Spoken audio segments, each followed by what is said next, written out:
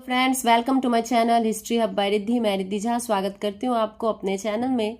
Teaching aptitude को class को continue करते हुए आइए हम लोग पढ़ते हैं अब शिक्षण के वातावरण के बारे में। शिक्षण का जो वातावरण होता है वो एक गतिशील वातावरण होता है। जैसा कि हमने शिक्षण के प्रकृति जब पढ़ रहे थे तो हम लोगों ने पढ़ा था शिक्षण का जो वातावरण होता है वो गतिशील होता है। शिक्षण एक निरंतर प्रक्रिया है जिसका मूल तत्व संचार है, जो स्वयं भी गतिशील है। शिक्षण समय और स्थान के अनुसार बदलता है। शिक्षण एक निरंतर प्रक्रिया है जिसका मूल तत्व क्या है? संचार है, जो कि स्वयं भी गतिशील है। संचार भी क्या है? गतिशील है। शिक्षण जो है वो समय और स्थान के अनुसार बदलता रहता है, नो डाउट। शिक्षण वातावरण में मुख्य 3 प्रकार के चर माने जाते हैं जो एक दूसरे को प्रभावित करते हैं और एक दूसरे से प्रभावित होते भी हैं। शिक्षण वातावरण में कितने प्रकार के चर माने जाते हैं? 3 प्रकार के चर माने जाते हैं जो एक दूसरे को प्रभावित करते हैं और एक दूसरे से प्रभावित भी होते हैं। ओके, पहला है हमारा स्वतंत्र चर। शिक्षण प्रक्रिया में शिक्षक स्वतंत्र चर के रूप में कार्य करता है। शिक्षण प्रक्रिया जो होता है, टीचिंग प्रोसेस जो होता है, उसमें शिक्षक जो होते हैं वो स्वतंत्र चर के रूप में कार्य करते हैं। शिक्षक किस चर के रूप में कार्य करते हैं? स्वतंत्र चर के रूप में। ओके, और छात्र को पूर्ण अधिगम अनुभव प्रदान करने के लिए विभिन्न प्रकार के कार्यों और गतिविधियों में व्यस्त रहता है। शिक्षण प्रक्रिया में यहाँ हमें जो मेन चीज समझनी है वो है कि शिक्षण के वातावरण में 3 चर होते हैं। सबसे पहला होता है स्वतंत्र चर, और टीचिंग प्रोसेस में जो है स्वतंत्र चर का रोल टीचर अदा करते हैं। ओके, स्वतंत्र चर की भूमिका कौन निभाते हैं? टीचर निभाते हैं, शिक्षक निभाते हैं। सेकेंड आता है हमारा आश्रित चर। इसमें शिक्षण प्रक्रिया में जो है वो छात्र को आश्रित चर माना जाता है। उसको शिक्षण प्रक्रिया में शिक्षक द्वारा निर्धारित सभी क्रियाएं, नियोजन, व्यवस्था और प्रस्तुतिकरण के अनुसार कार्य करना पड़ता है। और लास्ट जो हमारा आता है वो आता है हस्तक्षेप चर। शिक्षण प्रक्रिया में पाठ्य वस्तु, शिक्षण विधियां, शिक्षण नियुक्तियां, शिक्षण व्यूह रचनाएं जो है वो हस्तक्षेप चर के अंतर्गत आती है। सामाजिक परिवेश में कई और चर भी हस्तक्षेप में आते हैं। सभी चर एक दूसरे के पूरक होते हैं और सम्मिलित होकर शिक्षण प्रक्रिया को पूर्ण बनाते हैं। तो शिक्षण प्रक्रिया के वातावरण के बारे में हम लोगों ने सबसे जो हमारा इम्पोर्टेंट बात है वो हम लोग को ब्रेन में ये रखना है कि शिक्षण प्रक्रिया में 3 चर होते हैं। स्वतंत्र चर के अंतर्गत शिक्षक आते हैं, आश्रित चर के अंतर्गत स्टूडेंट आते हैं, विद्यार्थी आते हैं, छात्र आते हैं, और हस्तक्षेप चर के अंतर्गत हमारा जो सिलेबस होता है, हमारी जो शिक्षण विधियां होती है, शिक्षण नियुक्तियां होती है, वो आती है।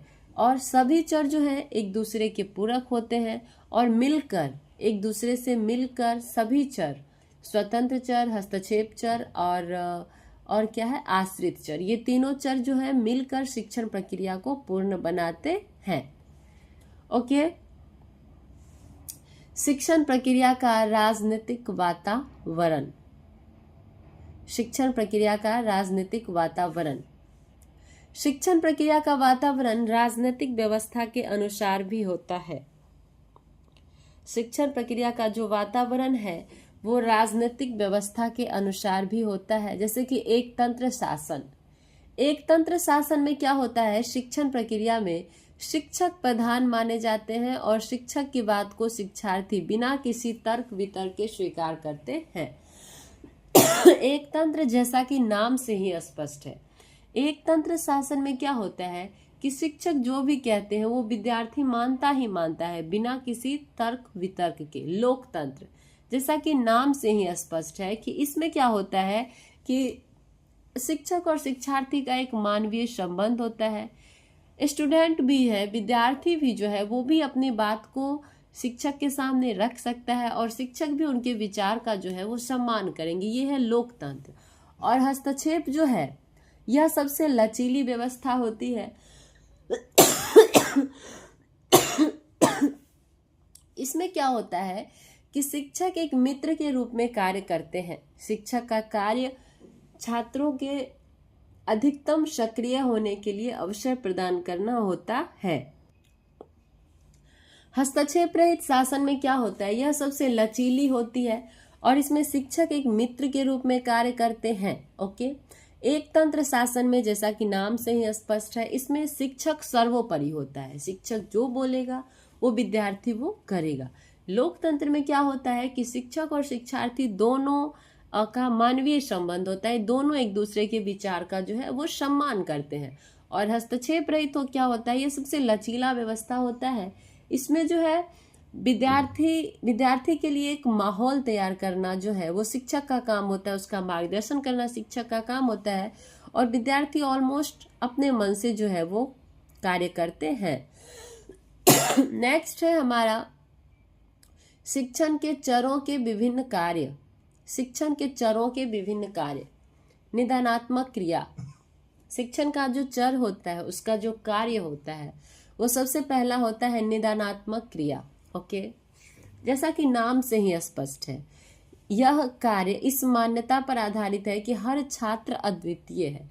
इसमें शिक्षक की भूमिका ज्यादा सक्रिय है तथा पाठ्य वस्तु और छात्र दोनों पर ही ध्यान देता है तथा इस बात का ध्यान रखता है कि छात्र को क्या आता है और क्या नहीं आता है। निदानात्मक क्रिया में क्या होता है, छात्र जो है शिक्षक जो है वो इस बात का पता लगाते हैं, इस बात का वो पता लगाते हैं कि छात्र को क्या आता है और क्या नहीं आता है। ओके, निदानात्मक क्रिया में क्या होता है, शिक्षक सोचते हैं कि हर छात्र अद्वितीय है और शिक्षक ये बात जानने की कोशिश करते हैं कि सामने वाले स्टूडेंट को क्या आता है और क्या नहीं आता है। उपचारात्मक क्रिया में क्या होता है, उपचारात्मक क्रिया में हम लोग क्या करते हैं कि निदानात्मक क्रिया के द्वारा जो भी निकलता है कि छात्र में ये कमियां हैं तो उस कमियां को कैसे दूर किया जाए, ये हम लोग निदानात्मक क्रिया के द्वारा देखते हैं। क्या बोल रहा है कि निदानात्मक दृष्टिकोण से छात्रों में कई कमियां शिक्षक के सामने आती है। ओके, जब शिक्षक देखेंगे कि छात्र में क्या कमी है क्या कमी नहीं है तो बहुत सारी कमियां तो सामने आएगी ही। तो उपचारात्मक क्रियाओं में देखा जाता है कि उन कमियों को कैसे दूर किया जाए। नाम से ही स्पष्ट है, उपचारात्मक क्रिया में उपचार किया जाता है उन कमियों पर जो कि निदानात्मक क्रिया के द्वारा शिक्षक पता लगाते हैं। ओके, और मूल्यांकन क्रिया से यह जाना जाता है कि छात्रों के व्यवहार में वांछित परिवर्तन आया या नहीं। मूल्यांकन क्रिया से यह जाना जाता है कि हमने जो छात्र को ऐसा किया, छात्र पर जो उपचार किया, निदानात्मक क्रिया के जो कमी का पता लगाया, उपचारात्मक क्रिया के द्वारा जो उपचार किया, वो मूल्यांकन क्रिया के द्वारा यह पता लगाया जाता है कि वह उपचार जो है वो काम किया या नहीं किया। ओके, नेक्स्ट पॉइंट हमारा है शिक्षण के उद्देश्य। क्या है हमारा नेक्स्ट पॉइंट, शिक्षण के उद्देश्य। शिक्षण के निर्देशात्मक उद्देश्यों का वर्गीकरण जो है, शिक्षण के उद्देश्यों का जो विभाजन है वो दो तरीके से किया गया है। कौन कौन, ब्लूम सबसे पहला है, ब्लूम के द्वारा किया गया वर्गीकरण, और नेक्स्ट हमारा है गैगने और ब्रिग्स के द्वारा किया गया वर्गीकरण। शिक्षण के उद्देश्यों का जो वर्गीकरण है वो दो प्रकार से किया गया है, ब्लूम के द्वारा और गैगने ब्रिग्स के द्वारा। ओके, ब्लूम के द्वारा आइए हम लोग वन बाय वन करके दोनों के द्वारा किए गए वर्गीकरण को पढ़ते हैं। ब्लूम के द्वारा शिक्षण के उद्देश्यों को तीन श्रेणियों में विभाजित किया गया है और जिसको आंग्ल भाषा में 3H भी कहा जाता है, हेड, हार्ट और हैंड। ओके, 3H कहा जाता है जिसका मतलब क्या होता है, हेड, हार्ट और हैंड। यानी कि हेड मतलब माथा यानी कि सर, हार्ट मतलब दिल और हैंड मतलब हाथ। ओके, ब्लूम के अनुसार जो शिक्षण का उद्देश्य 3 श्रेणियों में विभाजित किया गया उसको हम लोग आंग्ल भाषा में 3H भी कहते हैं, जिसका मतलब क्या होता है, हेड, हैंड और हार्ट। ओके, सबसे पहला हमारा आता है ज्ञानात्मक ज्ञान क्षेत्र, जिसको हम लोग हेड बोल सकते हैं। हेड में ज्ञान होता है ना, तो इसके लिए ज्ञानात्मक ज्ञान क्षेत्र। यह बौद्धिक क्षमता के विकास से संबंधित होता है। इस ज्ञान क्षेत्र को 6 स्तरों में विभाजित किया गया है। ज्ञानात्मक ज्ञान क्षेत्र जो है वो बौद्धिक क्षमता के विकास से संबंधित होता है। यहाँ पे क्वेश्चन आ सकता है कि ज्ञानात्मक ज्ञान क्षेत्र किससे संबंधित होता है, तो वो होता है बौद्धिक क्षमता के विकास से। और ज्ञानात्मक ज्ञान क्षेत्र को जो है वो उससे 6 स्तरों में विभाजित किया गया है। आइए पढ़ते हैं उसके बारे में। ज्ञान, सबसे पहला है ज्ञान। यह मूल रूप से जानकारी या सामग्री को याद करने से संबंधित है। ज्ञान क्या है? जानकारी या सामग्री को याद करने से संबंधित शब्द है। बोध, बोध का मतलब होता है यह स्तर सामग्री का अर्थ समझने की क्षमता से संबंधित है। ओके, बोध जो है वह सामग्री के अर्थ समझने की क्षमता से संबंधित है। उपयोग, ज्ञान, बोध, नेक्स्ट उपयोग। यह अमूर्त या भावनात्मक ज्ञान को मूर्त या व्यवहारिक रूप में लाए जाने से संबंधित है। उपयोग क्या है कि भावनात्मक ज्ञान जो है उसको व्यवहारिक रूप में लाया जाए। विश्लेषण, यह प्राप्त सूचना को घटकों में इस प्रकार से विभाजित करना ताकि उसके अर्थ को उचित ढंग से समझा जा सके। विश्लेषण क्या होता है कि जो भी हमारे पास प्राप्त सूचना है उसके घटकों में इस प्रकार से विभाजन करना ताकि उसके अर्थ को उचित ढंग से समझा जा सके। नेक्स्ट है संश्लेषण। संश्लेषण यह मूलतः घटकों को समावेशित करने के बारे में है। ये जो शब्द है ना, इसका मीनिंग भी हमें याद रखना है क्योंकि ऐसे क्वेश्चंस भी एग्जाम में आते हैं। नेक्स्ट है मूल्यांकन। यह विशेष प्रयोजनों में प्रयुक्त तरीके और सामग्री के मूल्यांकन के बारे में किया गया निर्णय है। तो ज्ञानात्मक ज्ञान क्षेत्र का जो संबंध है वो बौद्धिक क्षमता से होता है और ज्ञानात्मक ज्ञान क्षेत्र को 6 स्तरों में विभाजित किया गया है। कौन कौन से स्तर है? ज्ञान, बोध, उपयोग, विश्लेषण, संश्लेषण और मूल्यांकन। इतना बातें तो हमें याद रखनी ही है। ओके, ज्ञान, बोध, उपयोग, विश्लेषण, संश्लेषण और मूल्यांकन।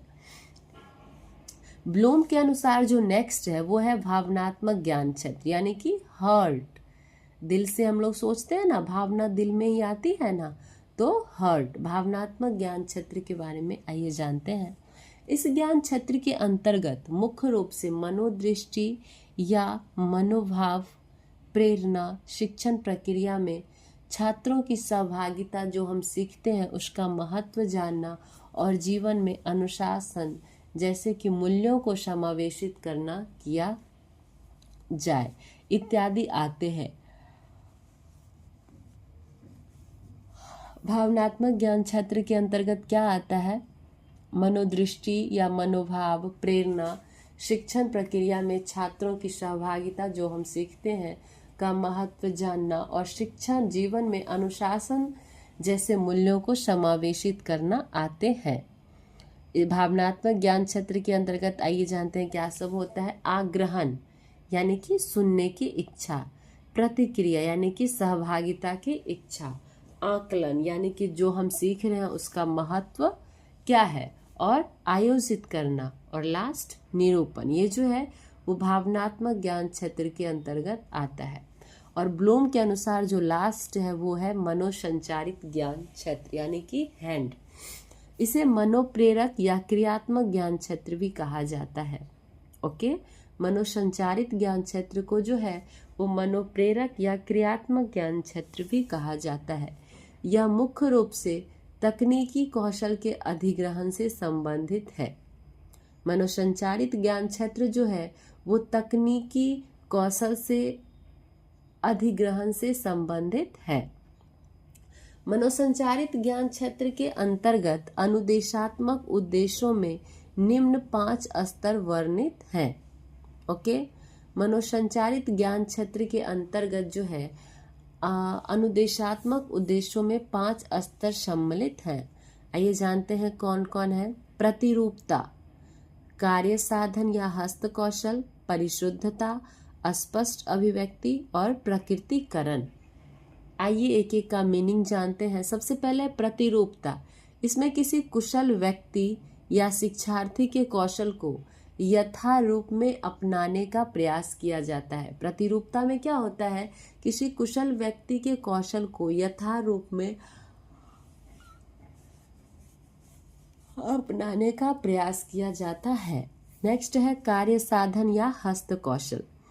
यह शिक्षार्थी मशीनरी उपकरण आदि के साथ प्रयोग करने का प्रयत्न करता है ताकि आत्मविश्वास बढ़े।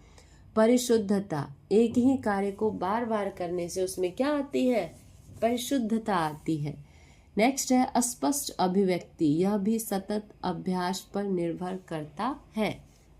प्रकृतिकरण, इसमें कौशल को आत्मसात किया जाता है और शिक्षार्थी अनुरूप बनना, संशोधन करना, नई तकनीकों को नियत करना आदि गुणों को सीखता है।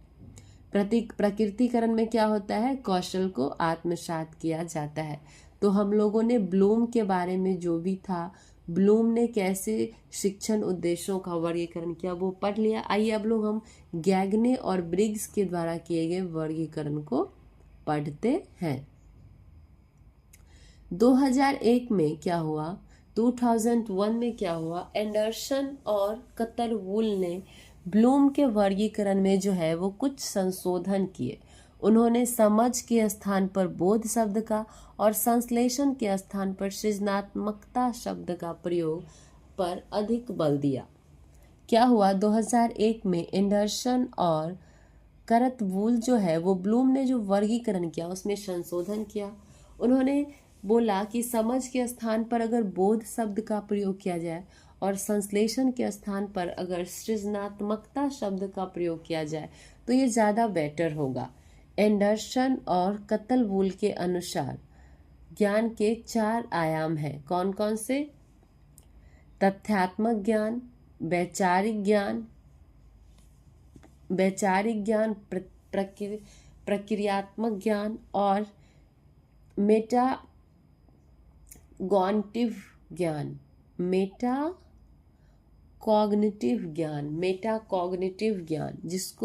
इसको हम ज्ञान का ज्ञान भी कहते हैं, अर्थात ज्ञान की प्राप्ति कैसे किया जाए। ओके, आइए गैगने और ब्रिग्स के द्वारा जो किया गया था ना वर्गीकरण शिक्षण के उद्देश्यों का, उसके बारे में जानते हैं। कहता है कि गैगने और ब्रिग्स के द्वारा शिक्षण एवं निर्देशात्मक उद्देश्यों के वर्गीकरण के अनुसार शिक्षण उद्देश्यों के निम्न श्रेणियों में विभाजित किया गया है। ओके, सबसे पहला है बौद्धिक कौशल। यह कौशल किसी समस्या को सुलझाने, सीखने की अवधारणा और नियम सीखने में महत्वपूर्ण सिद्ध होते हैं। बौद्धिक कौशल जो होते हैं वो किसी समस्या को सुलझाने और सीखने की अवधारणा और नियम सीखने में महत्वपूर्ण सिद्ध होते हैं। नेक्स्ट है हमारा ज्ञानात्मक रणनीतियाँ।